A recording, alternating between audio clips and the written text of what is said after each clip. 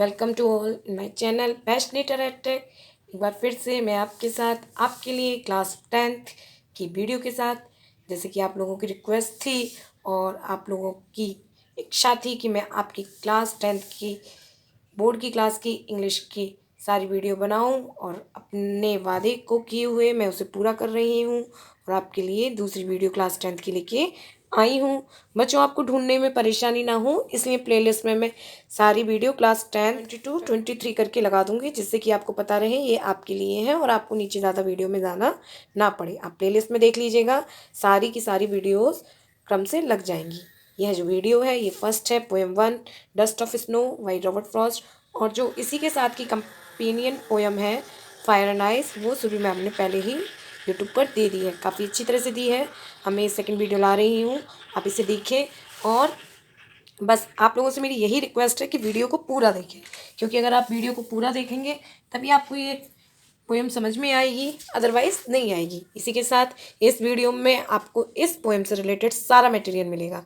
सारा मतलब सारा complete, MCQ, comprehension questions, extract questions, book work about poet, Hindi summary, English summary, सब कुछ। तो ज़्यादा देर ना करते हुए हम शुरू करते हैं अपनी poem dust of snow by Robert Frost. Before starting a video, I would like to tell you about the poet of this poem, Robert Frost. The complete name of Robert Frost is Robert Lee Frost. Its birth year is March 26, 1874 to January 29, 1963. Was an American poet. ये America के poet थे. His work was initially published in England before it was published in the United States. इनका जो work था वो England में publish हुआ था और उससे पहले जब यह यूनाइटेड स्टेट में पब्लिश होता था। इनका बॉर्न डेट देख लीजिए, डेथ डेट देख लीजिए। Robert Lee Frost, March 26, 1874, San Francisco, California, US. और डेथ इनकी हुई थी जनवरी 29, 1963। 1963, एज 88, यानी 88 साल की एज में इनकी डेथ हुई थी। Boston, Manchester, USA. देख लीजिए ऑफ स्नो, या very beautiful poem, very short poem by Robert Frost. देख लीजिए, ये क्रो है, ये डस्ट ऑफ स्नो, क्रो। ये देखिए रॉबर्ट फ्रॉस्ट खड़े हुए हैं, इमेज है। बड़ा इमेज में इसलिए लगाती हूँ कि आप पूरी पोएम को या पूरी पिक्चर को अपने में मेमोराइज कर सकें, याद कर सकें कि किस तरह से वहाँ पर ये पिक्चर हुई थी। चलिए हम अपनी पोएम पढ़ते हैं। Dust of snow by Robert Frost.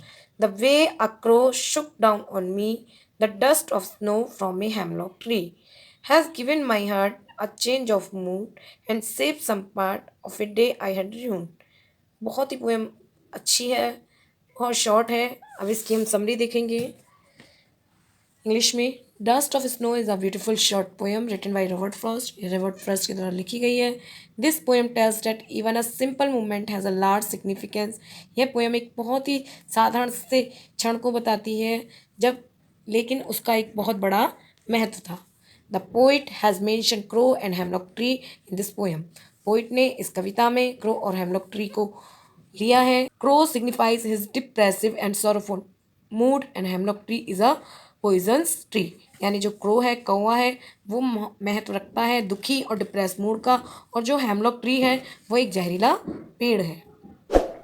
Both these signified that the poet was not in a good mood. यानी ये दोनों बताते हैं कि जो पोइट है वो अच्छे मूड में नहीं है। And so he describe the dark, depressive and bitter side of nature to present is similar mood. इसीलिए वह उसके बारे में, उसके डार्क साइड को, उसके डिप्रेस मूड को और उसके जीवन की जो नेचर की कड़वी साइड है उसको उसके मूड से रिप्रेजेंट करते हैं। The poet says that once he was in the sad depressive mood and was sitting under a hemlock tree. Poet बताते हैं कि जब एक बार वो बहुत ज़्यादा दुखी थे, बहुत ज़्यादा परेशान दिमाग से थे, वो एक हेमलॉक ट्री के नीचे बैठे हुए थे। A crow sitting on the same tree shook off the dust of snow, particles of snow that remain on the surface after the snow on the poet. Poet बताते हैं कि जब वो बहुत ज़्यादा दुखी थे, परेशान थे, वह हेमलॉक ट्री के नीचे बैठे हुए थे, तभी एक वहाँ कौवा आता है, पेड़ पर बैठता है और पेड़ पर जो कुछ स्नो थी यानी डस्ट थी उसको, जो स्मॉल पार्टिकल्स थे उनको पोइट के ऊपर गिरा देता है। This simple action change the poet's mood. और यह जो बहुत साधारण सा एक्शन था, इसमें कोई बहुत बड़ी बात नहीं थी, परंतु वो कवि थे, उन्होंने इस मूड इस एक्शन को देखा और अपने मूड को में बदलाव लाया। He realise that he had just wasted a part of his day repenting and being lost in sorrow. उन्हें महसूस हुआ कि वह अपने दिन का एक बहुत बड़ा भाग परेशान होने में और दुखी होने में बर्बाद कर रहे थे। But the change in his mood made him realise that he should utilise the rest of the day in some useful activity. और जल्दी ही उन्हें महसूस हो जाता है और वो अपने बाकी बचे हुए दिन का प्रयोग अच्छी एक्टिविटी में करते हैं। His sorrow was washed away by the light shower of snow dust। और जो उनका दुख है, उनकी जो परेशानी है, बर्फ़ की कण से, बर्फ़ की बारिश से सब कुछ हट जाता है, चला जाता है, अवे भाई हट जाता है। His spirit was revived and he got ready to utilise the rest day of the day. उनकी जो आत्मा है वो पुनर्जीवित हो जाती है। रिवाइव मतलब पुनर्जीवित होना। और वह अपने बाकी बचे हुए दिन को यूटिलाइज करने के लिए रेडी हो जाते हैं। आई होप आपको बच्चों ये समझ में आ गई होगी। मैंने ये हिंदी में भी दे दी है, आप इसे लिख लीजिएगा या पढ़ लीजिएगा जिससे आपको और अच्छे से समझ में आ जाए। इसे बताने की ज़रूरत नहीं है, आप लोग हिंदी हमारी मदर टंग है, आप अच्छे से इसे पढ़ लेंगे। हम आगे देखते हैं। एनालिसिस ऑफ द पोएम, यानी ये जो लाइन वाइज लाइन है, यह पोएम क्या बताती है वो देखना है। द वे अ क्रो, यानी क्रो का एक तरीका। The black crow is commonly a symbol of death और फियर, यानी जो काला कौआ होता है वो मृत्यु और भय का सिंबल होता है। Shook down on me the dust of snow, since the crow is not associated with goodness, it is ironic that in this poem it is doing a good deed by shaking off the snow. वैसे जो crow है वो हमेशा goodness के लिए नहीं जाना जाता, लेकिन इस कविता में आयरनिक बताई गई है कि उसे एक अच्छे काम के लिए चुना गया है और उसने एक अच्छा काम किया है। From a hemlock tree, hemlock tree is usually associated with poison and toxicity, यानी जो हेमलॉक ट्री है वो हमेशा एक जहरीला पेड़ माना गया है। Anyway the beautiful snow that adorns the poisonous hemlock trees branches are shaken off up by a scrawny crow. इसके बावजूद जो पॉइजन ट्री है उस पर जो है वो उसकी खूबसूरती की बढ़ा रही है और एक कोए की वजह से वो उसकी ट्री की ब्रांचेस को हिलाती है। उसका रिग्रेट था वहाँ सेटिस्फेक्शन में बदल गया, यानी जब वो परेशान था, बहुत दुखी था, तो उसके रिग्रेट को सेटिस्फेक्शन ने ले लिया। अगर एक की पॉइंट बताया जाए इस पोएम का तो एक सिंपल एक लाइन होगी जिसे आप लर्न करके इस कविता को एक्सप्लेन कर सकते हैं। ये बहुत इम्पोर्टेंट है। A poet feels much happier after a crow causes snow to fall on him, यानी जो एक कवि है वो बहुत अच्छा महसूस करता है केवल एक कोए के द्वारा उसके ऊपर बर्फ़ गिराए जाने से। यानी ये जो उसकी 8 लाइन है इसको बताता है। अब इसके एक्स्ट्रैक्ट क्वेश्चंस देखेंगे। अच्छा, मैंने इस बार नया करा है, आप लोग ना इनके क्वेश्चंस के आंसर मुझे कमेंट बॉक्स और लाइव चैट में देंगे क्योंकि ये बहुत इजी क्वेश्चंस हैं, इसलिए मैंने इनके आंसर नहीं दिए। अब मैं देखती हूँ कितने पढ़ने वाले बच्चे हैं जो इनके आंसर देते हैं। चलिए, थोड़ा सा वीडियो में इंटरेस्ट भी आएगा क्योंकि आप सुनते रहते हैं। अब आप इतने बड़े तो हैं नहीं अभी कि आप लेक्चर अटेंड कर सकें, इसीलिए मैंने आपके लिए ये ट्रिक रखी है। आप इसके आंसर कमेंट बॉक्स और लाइव चैट में देंगे। चलिए बताइए, देखती हूँ सबसे पहले किसका रिप्लाई आता है, किसने इस लाइन को अच्छी तरह से पढ़ा है। How many lines does this poem have, how many stanza. It's means इस पोएम में कितनी लाइन है और कितने स्टेंजा हैं। और आपका टाइम स्टार्ट होता है, आपको 5 सेकेंड दिए जा रहे हैं। Yes, yes, yes, and your time is now finished. There are 8 lines in this poem and 2 stanza. आप लिखते चलिए, अगर आपको पता है तो so far so good, नहीं पता तो आप इसके आंसर लिख लीजिए। Second question, in what season does the poet take place, how do you know, यानी किस सीजन में यह कविता लिखी गई है या कवि ने इस पोएम में दिखाया है और आप इसे कैसे जानते हैं। बताइए, आपका टाइम स्टार्ट होता है अब now.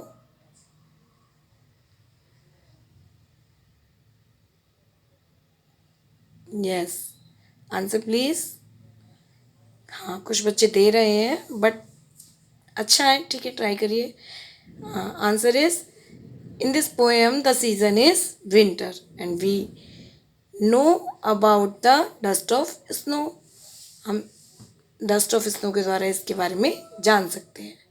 Now question number 3, how did the poet feel before his work, यानी पोइट घूमने से पहले कैसा महसूस करता था, यानी पोएम की स्टार्टिंग में। Give me answer of this question. Yes, your time start now.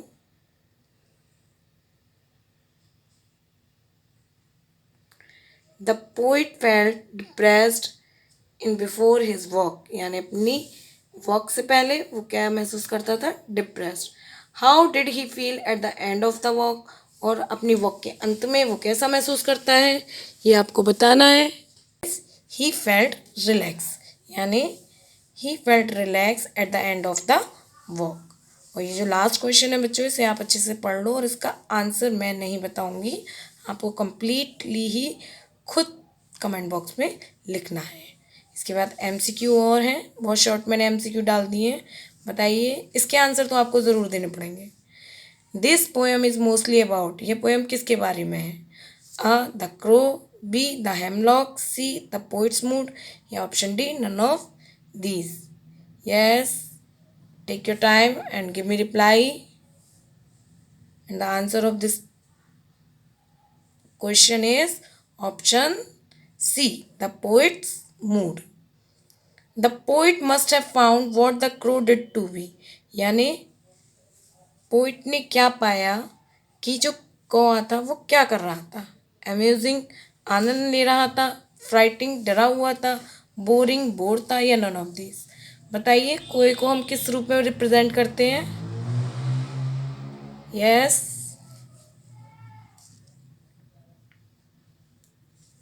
And answer is B, frightening, डरा हुआ। One more MCQ, a dust of snow would be probably, यानी जो डस्ट ऑफ स्नो थी वो क्या थी? Option A, a lot of snow, बहुत सारी snow, a flake of snow, बहुत कम snow, a light of snow, यानी या ऑल ऑफ दीज। इसका आंसर दीजिए। Yes, and its answer is option B, a flake of snow. ये डिफ़िकल्ट मीनिंग है, बच्चों ने लिख लीजिएगा, और मैं इन्हें बता ही चुकी हूँ। Crow, a black bird, dirt, three pieces of dirt और other material, heart, a part of the body that pumps blood, hemlock, a kind of tree that stay green all winter, mood, the way a person feels, rued, word sorry about. ठीक है, ये literary device है, ये rhyming scheme है, बहुत पूछी जाती है।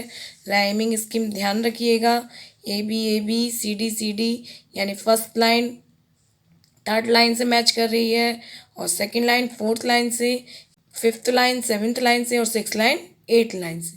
इसमें जो लिटरेरी डिवाइस दी गई हैं वो भी देख लीजिए। एलिट्रेशन है, जो कि क्या होता है, कंसोनेंट साउंड्स का बार बार रिपीटेशन होता है। Has given my heart and save some part, यहाँ पे देखिए has heart save some part. Inversion है, इन्वर्जन का मतलब होता है when the structure of sentence is change by the poet to create rhyme, this poetic licence is called inversion, यानी जब स्ट्रक्चर होता है सेंटेंस का वो दोबारा से आ जाए। इन stanza one inversion can be seen, यानी वन में इन्वर्जन है। एसोनेंस देख लीजिए, वॉवल साउंड्स का रिपीटेशन हो ज़्यादातर वहाँ एसोनेंस होता है। Enjambment, when the same sentence continue to the next line without the use of any punctuation marks, यानी जब एक ही प्रकार का सेंटेंस दूसरी लाइन से स्टार्ट हो जाए बिना किसी पंक्चुएशन मार्क के, इसको इंजापमेंट कहते हैं। It has been use throughout the poem, यह पूरी पोएम में यूज़ किया गया है। नाउ ये क्वेश्चन आंसर हैं, ये बुक में दिए गए हैं, उन्हीं के आंसर हैं, आप देख लीजिए और इनको लिख लीजिए। इनको डिस्क्राइब नहीं करूँगी, फिर वीडियो काफ़ी ज़्यादा लंबी हो जाएगी, आप फिर देखते नहीं हैं पूरी। अगर आपकी मैम नहीं करा पाती हैं या फिर आप एब्सेंट होते हैं तो आप इसको इस वीडियो से कर सकते हैं। आई होप बच्चों आपको ये पोएम अच्छी लगी होगी, मैंने अपनी तरफ से देने की पूरी कोशिश की है। और अगर आपको पोएम अच्छी लगती है तो आप इसे अपने फ्रेंड्स को शेयर करिए और अपनी स्टडी को बढ़ाए रखिए, क्योंकि बेटा ये 10th है। अगर आप 10th में अच्छा मार्क्स गेन करते हैं, 90+ लाते हैं, तो आपको बहुत हेल्प मिलेगी। और अगर आप 90 से कम रह जाते हैं तो बहुत कम। ऐसी बात नहीं है कि इंग्लिश काफ़ी टफ सब्जेक्ट है या काफ़ी इजी सब्जेक्ट है। आपको सभी सब्जेक्ट्स पे ध्यान देना है और इंग्लिश एक ऐसा सब्जेक्ट है जो कि मार्क गेनिंग है। अगर आपको इंग्लिश आती है तो आप सारे सब्जेक्ट्स को अच्छा से कर सकते हैं और अगर नहीं आती तो नहीं कर पाएंगे। तो इसी के साथ मिलते हैं बेटा अगली नेक्स्ट वीडियो में, जो कि नेशनल मंडेला है। वो काफ़ी टफ वीडियो है, उसे भी मैं इसी तरह से पिक्चर के ज़रिए आपको बताऊंगी। अब जब मैंने ठान ली है तो ठान ली है, मैं क्लास 10th की सारी वीडियो आपके सामने दूंगी और एक यूनिक वे में। मेरे बच्चों, आपको मेरी वीडियो थोड़ी बड़ी लगती है, पर इसमें वो सारी बातें दी होती हैं जो यूट्यूब पे अलग अलग वीडियो में मिलती हैं। इस वीडियो में आपको Hindi summary, English summary, analysis of poem और भी सब कुछ देखने को मिल गया है। पोएम अगर बड़ी हो जाए पर आप इसे देखिए। मिलते हैं फिर इसी तरह की नई वीडियो के साथ। देखिए, आपके लिए मैंने इतनी मेहनत की है, आप प्लीज़ इसे देखें, शेयर करें और सब्सक्राइब करें। Bye bye, have a nice day.